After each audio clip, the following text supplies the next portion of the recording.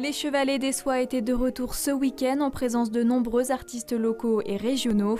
Sculptures, peintures, pliages, toutes les formes d'art étaient représentées partout dans la commune.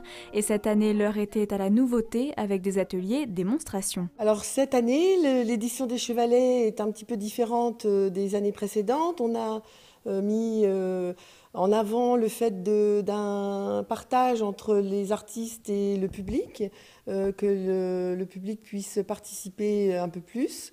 Donc nous avons privilégié l'accueil d'artistes qui partagent leurs techniques. Et c'est le cas d'Alain Giacomini, plieur-froisseur de papier, qui a attiré les curieux en leur montrant son atelier basé sur l'origami. Il plie et froisse des serviettes de soie afin de végétaliser des formes. Je les dégonfle, après je prends une petite paille, j'ai un petit peu soif.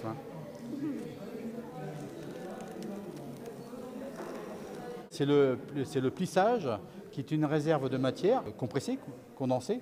Et quand on le déploie, là c'est par le soufflage. Par rapport à la structure, et là c'est purement un pliage d'origami au départ, c'est les lignes principales sur lesquelles j'applique un froissage à partir du bec de soufflage. Il faut connaître quelques règles d'origami déjà pour construire la forme au départ, qui est purement origamique.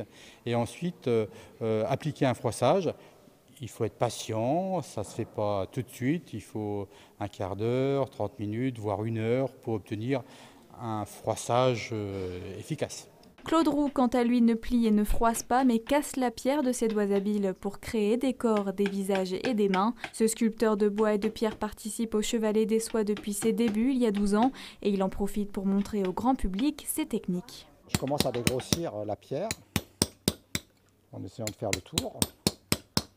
Donc là, je travaille avec un outil quand même qui permet d'enlever des morceaux un peu plus importants, tout en tapant trop fort parce que cette pierre, elle s'effrite, elle casse facilement. Donc il faut éviter quand même de casser la pierre.